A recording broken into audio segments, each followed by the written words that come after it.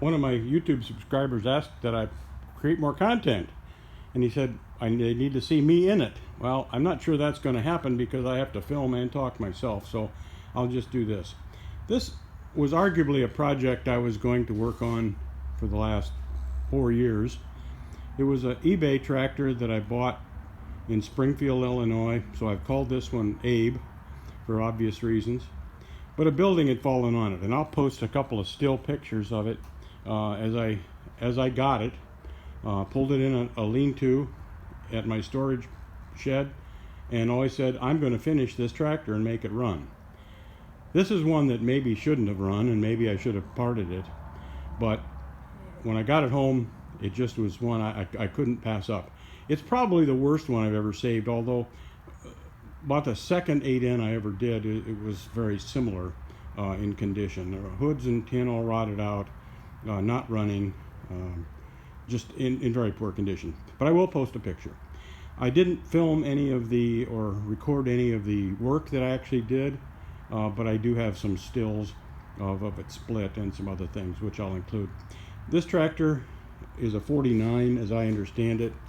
I'm going to call this a lesson learned, and it's a lesson I should have known and instituted a long time ago, but I got in a hurry, and I got it in the shed, cleaned it up, decided I wanted to make it run, and I painted up the tin, and then tried to make it run, and that was not the answer.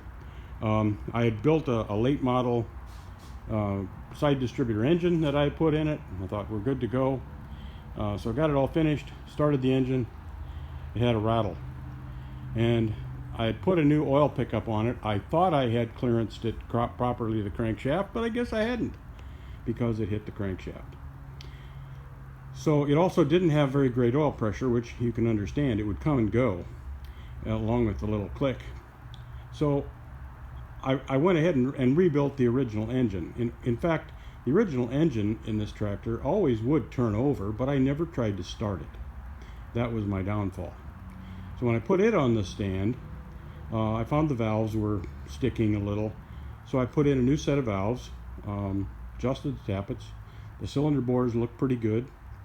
Put it back together, put the engine back in the tractor, and started it up, and it smoked terribly, terribly badly.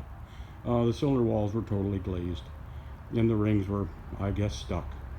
So the next process was to pull the head, pull the tin work back off again, and put in a set of rings and bearings, which I did, and now it runs just fine, carries 30 pounds oil pressure, and works very well.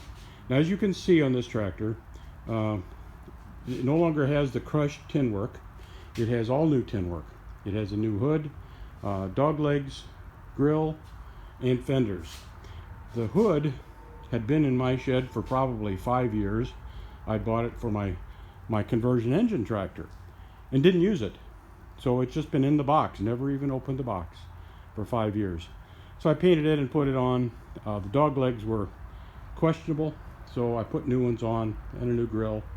And I had been at a neighboring dealer who had a set of fenders for a year or so in his showroom, trying to sell them, and I made him an offer, a lowball offer, and I got them. So I painted up the new fenders, or reproductions, and I also had painted a set of rims and also a set of centers, and so it has all new tires, front and rear, and new tin work.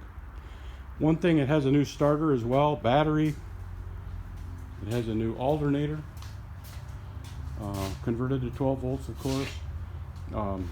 They rebuilt the carburetor, new muffler. I spent a lot of time and probably more money on this than I should have spent, but it is a nice tractor in the end of it. The other problem that I had was when I got it running, the hitch wouldn't work, and in looking at it, the cylinder was broken. Actually, the lift cylinder was broken. So I had a different top cover off of a different tractor, put it on, and the hitch still wouldn't work. Come to find out, the pump was not working.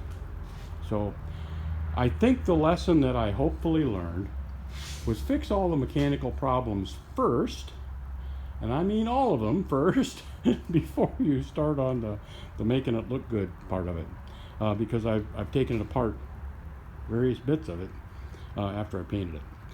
One thing that I found when I was working on the tractor, when I went to pull it out, to pull it in the shed, I discovered that it had a cable sticking out of the side of it, out of the bell housing. And guess what that is? Well, it's a cable shift overdrive, which I didn't even know the tractor had when I bought it.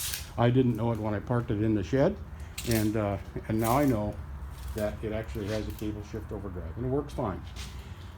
So when I did have the engine out to work on the engine, put in a new input shaft bearing in the Sherman, reworked the clutch, and put a new cable in it, which the other one was rotted off almost right flush with the bell housing, and it's now ready to go. Starts up and runs fine, and I assume, although I'm not for sure, that I will probably sell it.